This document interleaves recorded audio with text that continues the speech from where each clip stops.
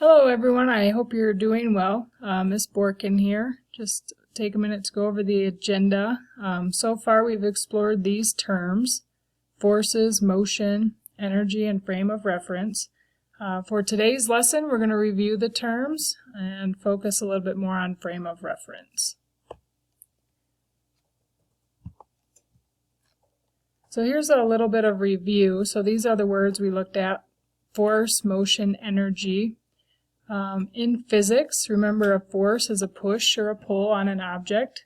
A force can cause an object to speed up, slow down, remain in place, or change shape. So this is a good forces picture showing a push or a pull, kind of the same idea over here.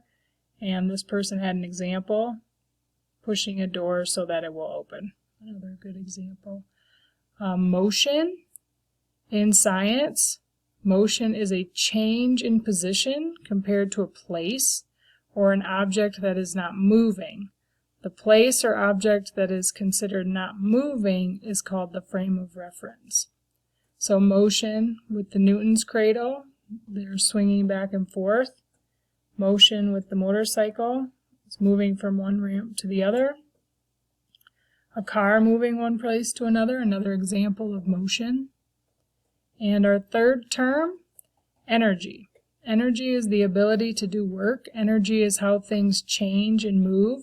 It's everywhere around us and takes all sorts of different forms. So this picture shows a car going up, gaining potential energy, and then going down, gaining kinetic energy. This is one of the examples from the other activity. We have the sun and the grass and the cow and the milk and the jogger. All showing energy in different forms.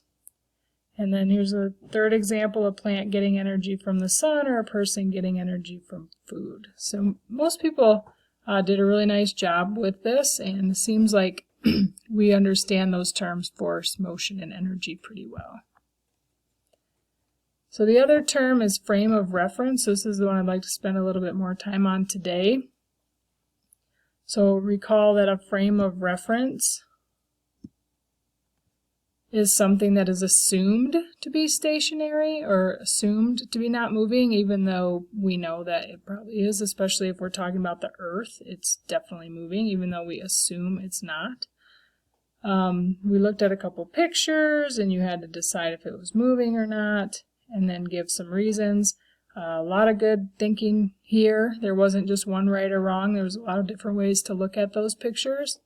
We watched a video. So the guy's showing from a person's point of view standing on a sidewalk how if he throws that ball up, it kind of looks like it's moving in a parabola or this arc shape. And then they moved the camera and they showed it from his own point of view, and it looked like the ball was just moving straight up and down. So you could kind of see how the same motion looks completely different from different perspectives.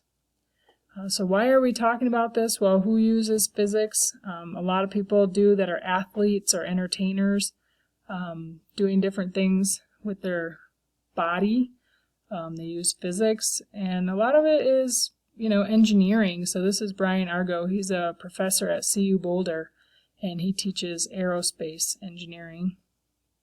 And this down here shows how a lot of different contents have some part or some aspects related to physics. So there's quite a bit that people can do with the physics background.